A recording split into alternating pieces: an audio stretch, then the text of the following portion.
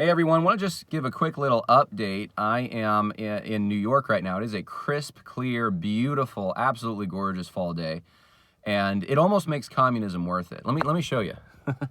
New York is a heavily blue state, but this is right down the street from my house. It's just absolutely gorgeous here, and I don't.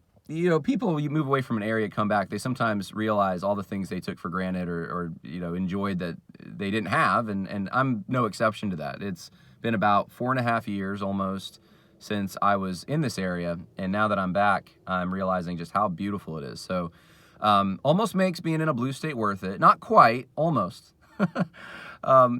New York is, of course, heavily blue, and one of the things that I've noticed, I wanted to just let you know about a little project we're doing and some of the things I'm thinking about it.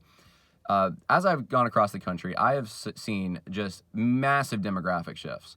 The deck is being reshuffled, not just in churches, but in geography. So you have people coming from blue areas to red areas, blue states to red states, people moving from California to Tennessee, or to Idaho, or to Oklahoma, as the case may be. You have people in the Northeast moving down to South Carolina, North Carolina, Florida, Virginia.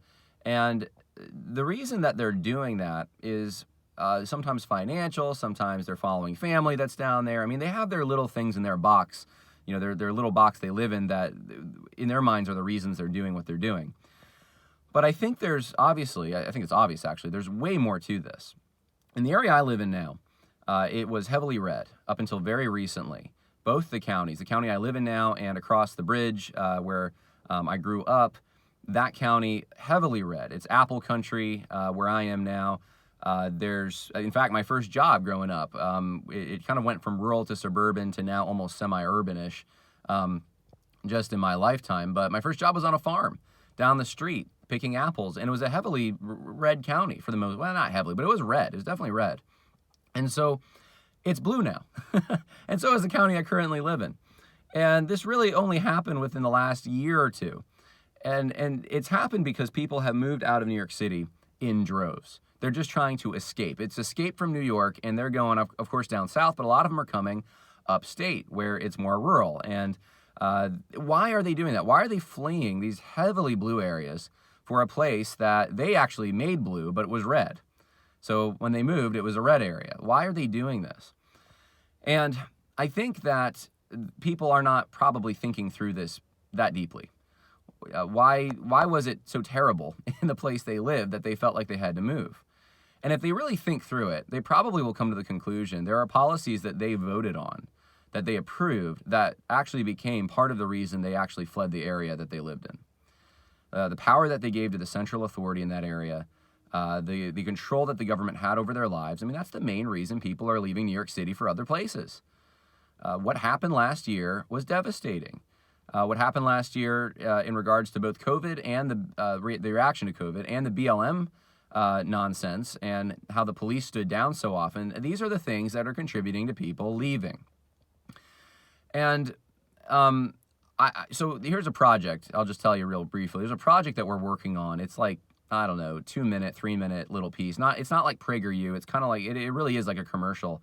But it's trying to just grab people's attention and show them, hey, why did you do what you did? Think about it for a minute, Was it that you came from a blue place to a red place because of policies that maybe you were part of, you voted for? And if we can do this, if we can get people to maybe see the big picture outside of their box, then maybe we can kind of give them some red pills to think about. Maybe they can start realizing, wait a minute, yeah, I did move out because it was becoming too progressive, and I did vote for the Democrats, or even if it was a Republican, I did vote for that big government Republican, and why did I do that? And so that's kind of what we're hoping to evoke. And obviously, that is not the gospel message, but the relationship is that when people start getting more, and I've seen this, when people start realizing more and more that progressive policies don't work, what those progressive policies are built on ultimately is this idea that the problems that plague man are external and not internal. And conservatives really believe that actually, no, the problems are within man themselves. Man has an evil heart. And that's why actually even consolidating power for men, because government doesn't get an exception here. Government, of course, is, there's no angels to govern us, right? So it's men. Consolidating that power can create great evil. And so we need a police force, we need laws, we need enforcement, but we also don't want to consolidate power too much in a central authority where it can be abused. And so man is evil. And these are, in my opinion, when it comes to anthropology, the way that we view man, the assumptions behind progressive policies and conservative policies could not be more different. I think that's really the big crux of the issue is what do you think man is? Do you think he's good? Do you think he's bad? Do you think it's good to consolidate power because, we can do this we're in this together and this whole cooperative effort will bring about some kind of utopia? Or do you think that there is no utopia? And if there is one, it's going to be after this life. It's not in this life. And so we need to do our best to just live within the confines that we experience, which means that man is sinful. And we need to try to temper that as much as possible, knowing that we'll never solve it. So anyway, that's kind of just a little update on one of the projects we're doing. And the reason I made this video, though, is to let you know about another project. And I'd love for you to please go, because I'm not posting it on Conversations That Matter. I'm posting it on Last Stand Studios. If you go to laststandstudios.org, or you can just go to YouTube and type in Last Stand Studios. We're also on Rumble. You can find the documentary released yesterday, American Monument. It is out. It is live. It's almost 2 hours long. And it is an education for people who have, basically, the long and short of it is, a few of us thought people aren't really defending monuments too well. Conservatives especially. They're doing a terrible job of it, for the most part. And they're handing the left the logic they need to rip down everything without realizing it sometimes. So we decided on kind of a shoestring budget, which many of you contributed to, and I thank you so much for that. I mean, I've just been overwhelmed by your generosity. I've been overwhelmed on the road last week. I've been overwhelmed with the generosity of people. I mean, it is truly the laymen, the common people who are really fighting. And I've realized that on the local level. I have lost just about most of any hope I had for a consolidated effort on a national level among, traditional, conventional institutions and leaders in those institutions. They're the vast majority of people in those institutions are basically either handcuffed or corrupt.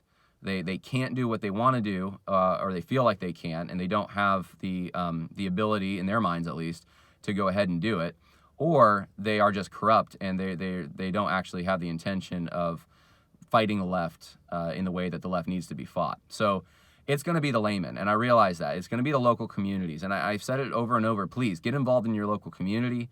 Support the people that are helping you on the local level. That's been my intention this whole time, is let me give you some resources on the local level. You can go to your school board, town hall, church, and you can understand this issue and you can fight it.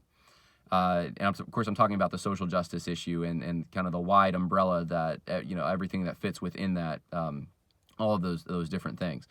So this is one of the areas in which we thought, the founding fathers are coming down. We just saw Thomas Jefferson last week come down. I think it was from New York somewhere. It's happening. It's happened over and over and over. It's ramping up speed. And look, it's going to be the next George Floyd type moment will be the next push. And it's not going to be the Confederate monuments as much as it is going to be monuments to the founders and to others in our history. And so we just felt that we needed to put a resource together that connected with people, that really made the issue more understandable, because we think that there's been so much misrepresentation around this. And so we made American Monument, and you can go out there. There's so many intelligent people and just common people too, both. Some people in academia who are retired now that don't have anything to lose, and they're very smart. And then there's also people who are also smart, but they're more on that layman level, and local government, and they've taken it upon themselves to try to defend these historical artifacts. And so go check that out, American Monument. I think it will at least give you some food for thought and hopefully change the way that you view this whole debate. And if not, it'll encourage you at least that, hey, there's some other people that see the issues that you're seeing, if you're someone who already gets this. So Last Stand Studios, American Monument, you can type it in on YouTube. You can go to laststandstudios.org. And if you like it, I just encourage you, feel free, go to laststandstudios.org, and we have a donate tab there, and you can give to Last Stand Studios. I've heavily subsidized what we've been doing, and but so many of you have given as well. This has been a group effort, and so I'm just really, really happy that we can create things like this, and we have so many more things we want to create. And so anyway, there's that educational resource. Be great for homeschooling, by the way. If you have kids that are being homeschooled, or maybe a homeschool group, this would be a great thing to show. And maybe some of the people that are interviewed would be people you want to look into more. Hey, maybe that's someone that's either has a podcast or has books they've written or resources available somewhere that you can go check out. Because we tried to interview some people that that would have some good resources on some of these topics. So anyway, hey, God bless. Thank you so much once again for your support. I look forward to seeing everyone this weekend in Nebraska. You can go to worldviewconversation.com, and there's a tab upper right-hand corner that shows where I am and where I'll be. And so you can find out all the info on where I'll be in Nebraska. But I will be in Nebraska this weekend talking about Christianity and social justice, religions and conflict. And I hope that will bless you for those who can come out to that. It's a whole seminar. I think I'm talking like 4 or 5 times. So looking forward to it. And more coming hopefully later this week. I have a lot to do on my house, but I got a whole backlog of things I need to talk about. So I'm looking forward to it, and we'll connect. So bye now. Have a good day.